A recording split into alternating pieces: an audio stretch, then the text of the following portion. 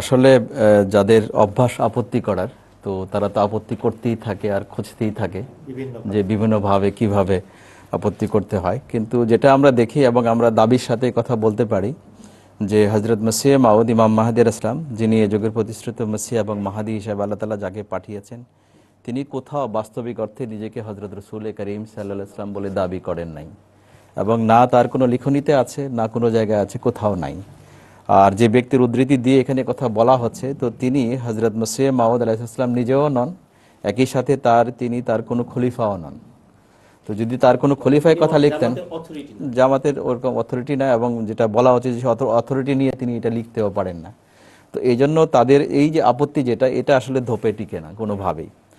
আর দ্বিতীয় কথা হচ্ছে, যদি হজরত রসুল করিম সাল্লাল্লাহু আলাইহি ওয়াসাল্লামের মাঝে নিজেকে বিলীন হওয়ার মাধ্যমে যদি আল্লাহ তাআলা কাউকে সেই পুরস্কার দেয়, সেই নামে যদি কাউকে ভূষিত করে, তাহলে এটা হজরত মির্জা সাহেব করেছেন।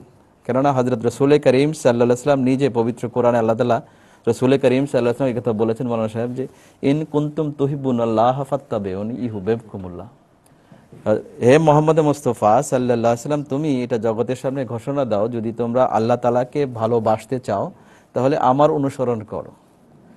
আমরা বলতে পারি যে মির্জা গোলাম আহমদ সাহেব, যিনি এ যুগের প্রতিশ্রুত মসিহ এবং মাহাদি এসেছেন হিসাবে আল্লাহর পক্ষ থেকে আগমন করেছেন, তিনি আল্লাহ তাআলার এই নির্দেশের উপরে আমল করেছেন পরিপূর্ণ অর্থে। কেননা ওনার জীবনীতে এটা আছে যে একবার আকাশের ফেরেশতারা ঘুরছিল মশক নিয়ে, আর খুঁজছিল যে পৃথিবীতে হজরত রসুল করিম সাল্লাল্লাহু আলাইহি ওয়াসাল্লামের উপরে সবচেয়ে বেশি দুরূদ প্রেরণকারী কে।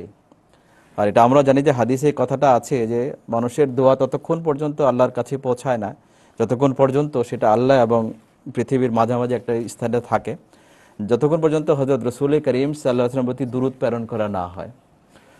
তো তখন সেই ফেরেশতাদের মধ্য থেকে তর্ক হচ্ছিল, বলছিল, তো এক ফেরেশতা বলল যে হাযা রাজুলুন ইউহিব্বু রাসূলুল্লাহ সাল্লাল্লাহু আলাইহি ওয়াসাল্লাম, এই সেই ব্যক্তি যিনি হযরত রাসূল করিম সাল্লাল্লাহু আলাইহি ওয়াসাল্লামকে সবচেয়ে বেশি ভালোবেসেছেন।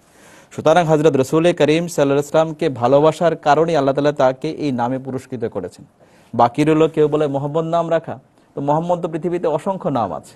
যদি অনেক বড় বড় আলেম সাহেবদের নাম আছে, আমি দুই একটি এখানে বলতেও পারি, যেমন মুফতি মোহাম্মদ শফি সাহেব, তার নামের সাথে মোহাম্মদ লাগানো আছে। তারপরে আবু তুহা মোহাম্মদ আদনান সাহেব, ওনার সাথে নাম লাগানো আছে। কাজী মোহাম্মদ ইব্রাহিম সাহেব, মুফতি মোহাম্মদ তাকি উসমানী সাহেব, মৌলানা মোহাম্মদ আলী জহুর সাহেব, ইনারা প্রত্যেকের নামের সাথে মোহাম্মদ লাগানো আছে। যখন হজরত মির্জা সাহেবের নামের সাথে মোহাম্মদ লাগানো হলো, তখন বলছে যে না, এটা তো সম্ভব না। আসলে এই নামটা কখন লাগায়?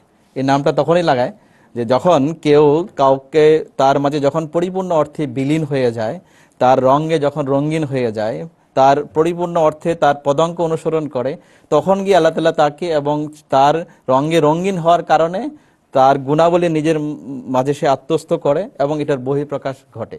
হযরত যেটা বললেন যে মোহাম্মদ নাম রাখার যে কারণ, তা মানুষ যারা নামটা রাখে কারো, তখন তাদের মনের মধ্যে অগোচর একটা ইচ্ছা থাকে যে রাসূল করিম সাল্লাল্লাহু আলাইহি সাল্লামের চারিত্রিক বৈশিষ্ট্য যেন এই সন্তানের মধ্যে আসে। একদম ঠিক।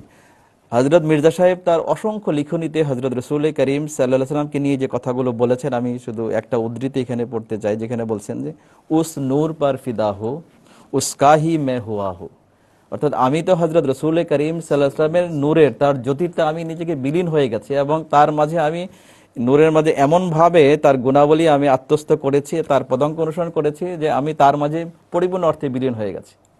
এরপরে তিনি লিখছেন সেখানে, ও হ্যাঁ মে চিজ কিয়া হো, অর্থাৎ দেখো তিনিই তো সব কিছু, আমার নিজস্ব কোনো অস্তিত্ব নাই, আমার কোনো যোগ্যতা নেই, কোনো কিছু নেই। আজকে আল্লাহ তাআলা আমাকে যে পুরস্কার দিয়েছেন, আল্লাহ তাআলা আমাকে যে প্রতিশ্রুত মসিহ এবং মাহদী হিসেবে পাঠিয়েছেন, এটা তো কেবল হযরত রাসূল করিম সাল্লাল্লাহু আলাইহি ওয়াসাল্লামের পরিপূর্ণ আনুগত্য করার ফলে, তার পরিপূর্ণ পদাঙ্ক অনুসরণ করার ফলে, তার গুণাবলী নিজের মধ্যে ধারণ করার ফলে আল্লাহ তাআলা আমাকে সেই পুরস্কার দিয়েছেন। সুতরাং এই ধরনের আপত্তি যেটা বলা হয়ে থাকে, এই আপত্তি আসলে এটা আধ্যাত্মিকভাবে হযরত রাসূল করিম সাল্লাল্লাহু আলাইহি ওয়াসাল্লামের সাথে তার যে মিলন, সেই মিলনের কথা বলা হয়েছে। এটা বাহ্যিক বা পূর্ণ জন্মের কথা বলা হয় না, যে পূর্ণ জন্মে আবার আসবে, কোনোভাবে এই আপত্তি কোনোভাবে হয় না। এটা আহমদিয়া মুসলিম জামাত শক্তভাবে এটার বিরোধিতা করে, এবং আমরা এটা বিরোধিতা করি। যারা এই ধরনের আপত্তি করছে, তো আমরা এটা বলতে পারি যে আল্লাহ তাআলা যেন তাদেরকে সুমতি দেন, সঠিক বিষয়টি বোঝার তৌফিক দান করে।